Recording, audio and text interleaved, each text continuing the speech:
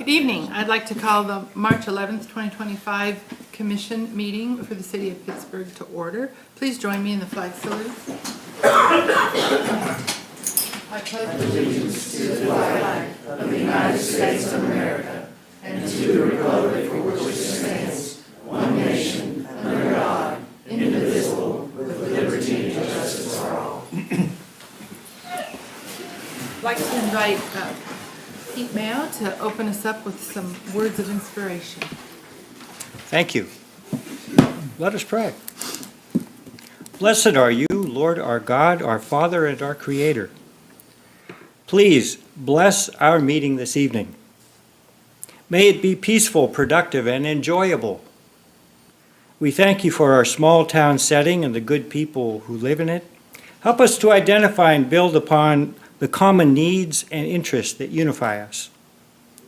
Watch over and protect Pittsburgh with special care as weather changes and storms come our way. We ask all this in the name of all that each of us holds sacred and holy. Amen. Amen. Thank you very much. Thank you, Pete. Have a great meeting. All right, we're going to start this evening with a proclamation recognizing the Intellectual and Developmental Disabilities Awareness Month. I would invite all of those that are here to be recognized to join me up here.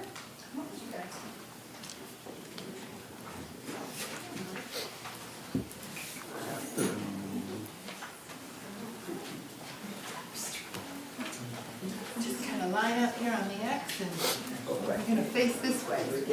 Yep. Come on, guys. Don't be shy. You're going to put Stephanie up here all by yourself. Want to take a picture? Don, where the picture is. All right. Well, it's my honor to proclaim, whereas National Intellectual and Developmental Disabilities Awareness Month was established to create awareness regarding the importance of including individuals with intellectual and developmental disabilities in all facets of community life. And whereas advocating community participation plays a large part in helping people with intellectual and developmental disabilities and other diverse needs to fully lead the lives they choose, and whereas equal belonging matters to our communities as a whole. Everyone can contribute to improving the lives of individuals with intellectual and developmental disabilities by becoming advocates and supporters of increased independence, capacity, and leadership. And whereas social welcoming of diverse people creates a harmonious, vibrant society, and where everyone's participation and contribution matters and is respected. And whereas individuals with intellectual and developmental disabilities depend on community partners such as businesses, churches, charities, civic organizations, and others to employ them, include them in worship services, offer volunteer opportunities, and provide them with group recreation activities. Now, therefore, I, Dawn McNay, Mayor of the City of Pittsburgh, Kansas, do hereby proclaim the month of March 2025 as Intellectual and Developmental Disabilities Awareness Month in Pittsburgh.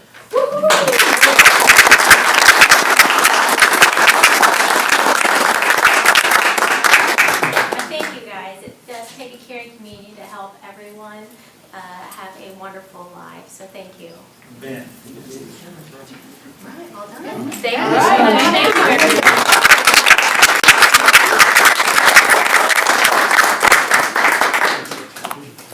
I'm going to stay up here for Pittsburgh Positive. I'd like to invite Kim. Pittsburgh Positive is tonight are all of the community members that made it possible to have an emergency warming center during those frigid days and evenings. So Kim, you want to share a little bit about what we accomplished? Sure, thank you. The city, alongside multiple community partners, activated an emergency warming center in 2 different locations during the January and February days where it was below 20 and very frigid. We provided a shelter during all those extreme temperatures. We're very thankful for the support of both shelter locations. We were able to help individuals 18 nights And we had a total of 31 individuals that did need the shelter, whether it was for heat in their home or if they were homeless or just needing the extra support. So we're very thankful, and I think I'll leave it to you to Yes, mention the rest of them. Would like to Thank you. recognize all of the people that came, all of the organizations and people that came together to make that happen. So if you're here, just when I recognize you, come on up. First of all, we had two different facilities. Homer Cole Center was first, and we'd like to thank Commissioner Moody and Jim Emerson, Douglas Stuckey, Kathy Brennan, and Terry McMinnis, who made those nights at the Homer Cole Center possible. And then following that, we had a local church step up, Meadowside Baptist Church, with Pastors Bob and Regina Birch. Come on down. Also want to recognize the staff that helped over those time periods. Community Health Center of Southeast Kansas provided their experience. We know they have worked with Wesley House in the past to coordinate services, and recognize Becky Gray, Leah Gagnon, Kelly Pulliman, Amy Hagan, and Missy Jennings. And then couldn't do it without Wesley House, Matt. Also Crawford County Community Mental Health, Jason Southard helped. And then the commission last May set aside a small amount of funds to provide security, professional security, should the need arise. And so Code 3 Security was there each night, and they did a great job, and that was Tasha McDonald and Roger Robinson. But this couldn't have been successful without the generosity of our community. And I'm just going to read the laundry list. U.S. Awards provided coats, Wesley House again, snacks and water. Crawford County Sheriff Department provided meal from Palookas. Lots of community donations on blankets and bedding. We had congregation members, Mike Evans and John. Those are their parents. Their parents. They have to work. We're retired. Yes, good representation. Yeah. Lord's Diner Meals, Salvation Army Sleeping Bags, Broadway Lumber Chicken Dinner, Eagle Winds Ministries Supplies, Tom Loffmiller Donations and Supplies, Douglas Stuckey, Pittsburgh Noon Rotary, and Diane Cunningham. And it's never one department in the city. We know that the Community Development Department and the Housing Authority, the police, the fire, Matt's team, it truly was a community that came together and helped people stay warm during those frigid days. So, thank you. Thank you. Yes, yes. Thank you very we much. appreciate it.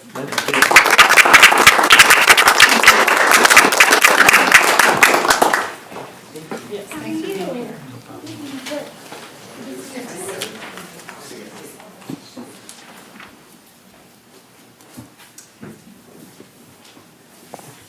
All right, we'll move into public input. Anyone who would like to provide some public input, please come forward, state your name, address, and please limit your remarks to around 3 minutes. I just want to hand these out real quick, if that's okay. Sure.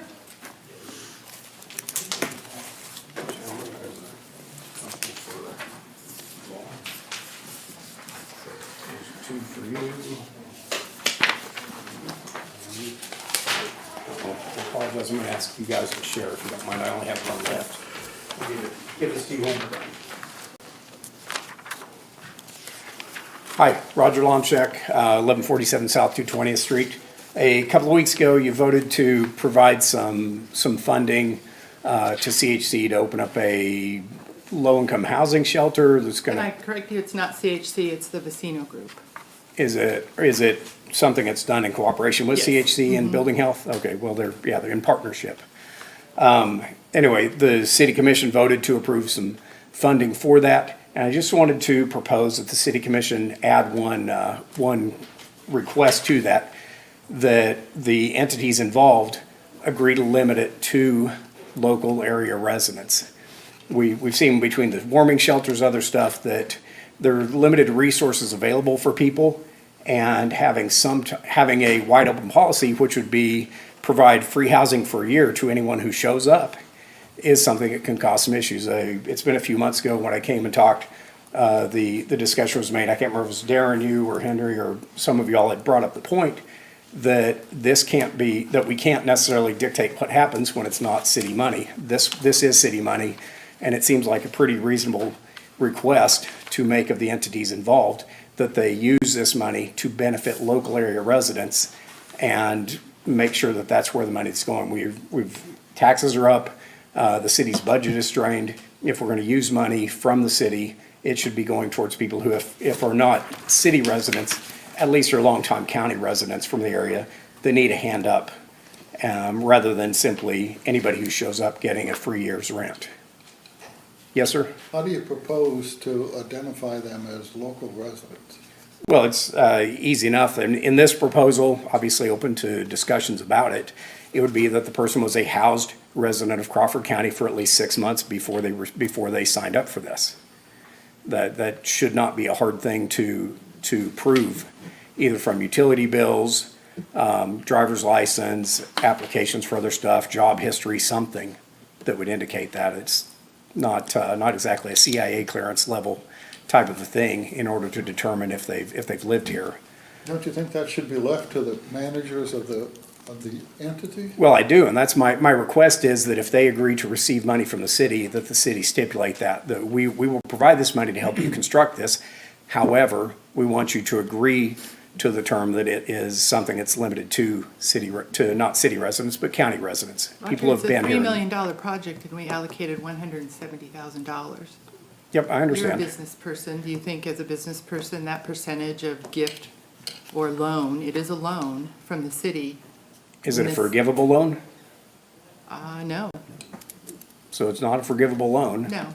Is it unreasonable to say, hey, can you guys focus on local people rather than just anybody who walks in the door?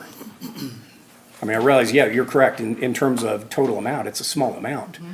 However, is that an unreasonable request to just say, maybe this should be focused on helping local people? It's a local resource. Is it a state? We don't know that they're not, so, we don't know that they're not, plus they're getting state and federal funds, so there's some limitations as to what can be done, so, thank you. Well, Oh, sorry.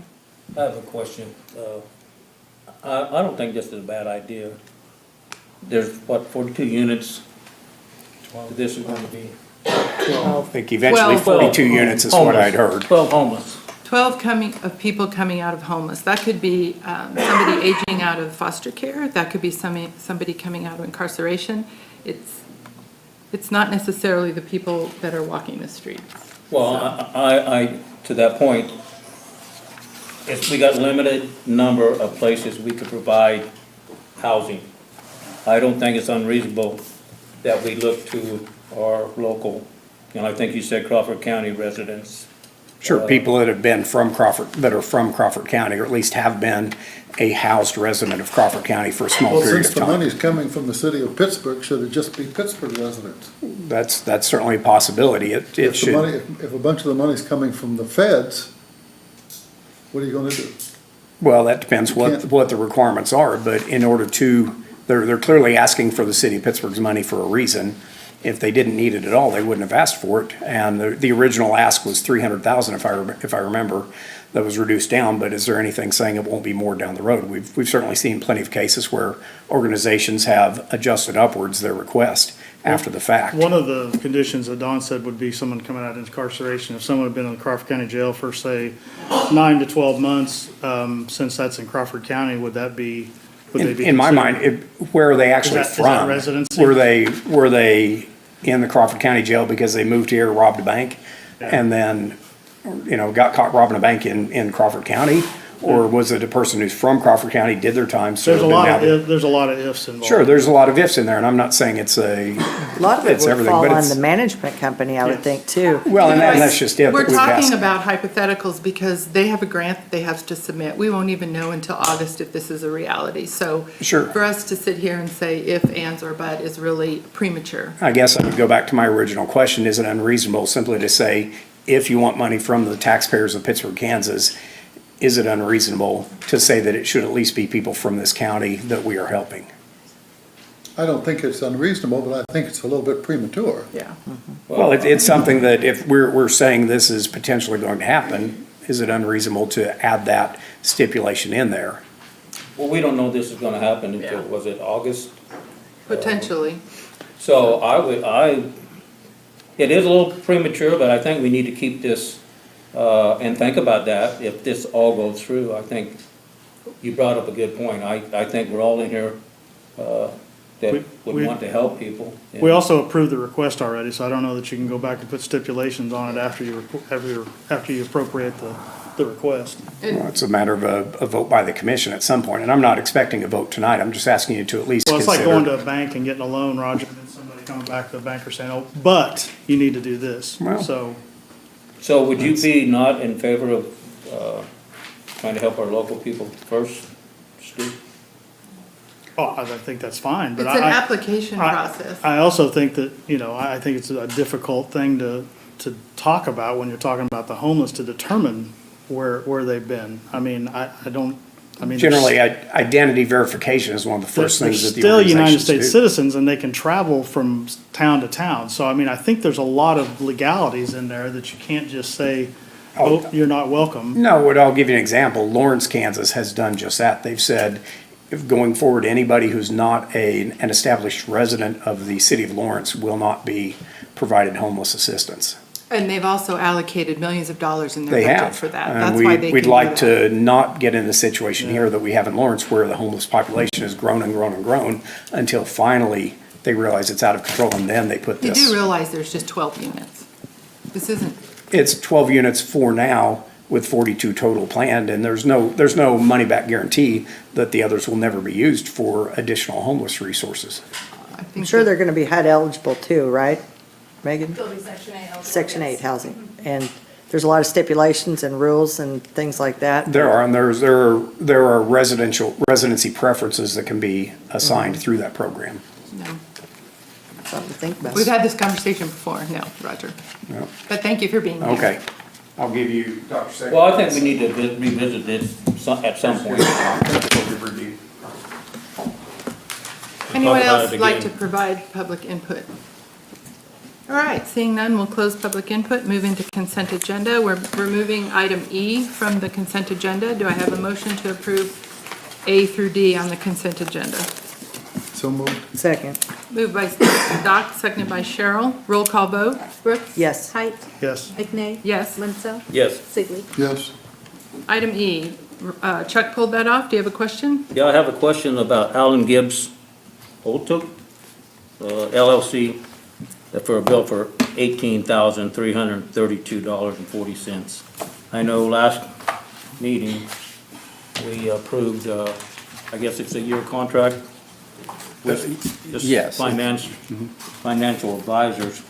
I just, this $18,332.40, was that for 2 weeks or a month? That was, I'd have to go back and look at what the whole billing cycle was for that. But it's probably for close to a month. Yeah. Could I get a copy of the invoices they turned in? Sure. And an itemized breakdown of this $18,300. Yeah, no problem. We get invoices from them. All right, No problem. that was my question, thank you. Move to approve. Cheryl is recusing herself. There's a motion on the table. Is there a second? Second. Motion made by Stu, seconded by Doc. All those in favor say aye. Aye. Opposed, same sign. Motion carries. Consider the following variance request. Martin Outdoor Enterprises LLC, consider the recommendation of the Planning Commission Board of Zoning Appeals to approve the variance request submitted by Martin Outdoor Enterprise LLC to allow a digital billboard to be installed in the 900 block of East 4th Street with faces more than 2 feet from each other to be placed within 300 feet of of a residential property and set back 10 feet from the west property line and 30 feet from the south property line. Good evening, Madam Mayor, Commissioners. I'm here to answer any questions if you have. Where exactly is this? This is on 4th Street, Yeah. East 4th, over the overpass. You'll see where everybody plays soccer on the north side of the road there. There's an existing digital bill sign there now. And this It's the is, same place? This Same is sign. upgrading it? So the variance is anytime a sign is back to back, within 2 feet of each other, it's counted as one sign. When it's turned out like that, it's counted as two. So he wanted to be able to put in a sign when you're coming in from the west or coming in from the east, going west, you'd be able to see an additional sign. So it was only one-sided before? It's only one-sided before. Really? Yep, So it'll be two-sided. two-sided, Okay. correct, Same guy owns it and everything? correct. Okay. Move to approve. Second. Moved by Stu, seconded by Cheryl. All those in favor say aye. Aye. Opposed, same sign. Motion carries. Thank you, Dexter. I'm gonna just stay here. I think Okay, I I've got think the you next should. two. Yes, you do. Change of zoning, Wildcat Data Infrastructure LLC. Consider the recommendation of the Planning Commission Board of Zoning Appeals to approve the request submitted by Wildcat Data Infrastructure 1 LLC to change the zoning of a parcel of land located in the 3500 block of North Lone Star Road from AP Planned Airport Industrial to IP1 Planned Light Industrial to allow a data center to be constructed on the property. It's a lot, isn't it? Any questions?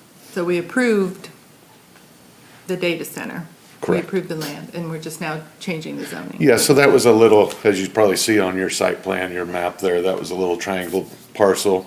Well, when we added more to that, we have to change the zoning for that. Move to approve. I second it.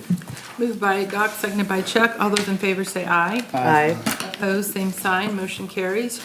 Short form plat, Wildcat Data Infrastructure I LLC. Consider the recommendation of Planning Commission Board of Zoning Appeals to approve a short form plat regarding a parcel of land located at 3500 block of North Lone Star Road submitted by Wildcat Data Infrastructure LLC to allow a data center to be constructed on the property. Two different parcels or the same parcel? So it was that little triangle that you see, we just squared it out. So it's one parcel now. Oh, The okay. plat is one parcel. Okay. Move to approve. Second. Moved by Stu, seconded by Cheryl. All those in favor say aye. Aye. Opposed, same sign. Motion carries. Thank you, Dexter. Darren, any non-agenda reports or requests? Nope. Any from commission? No. All right, I would entertain a motion to adjourn. So move. Moved by Stu, moved by Chuck, seconded by Doc. All those in favor say aye. Aye. Opposed, same sign. Motion carries.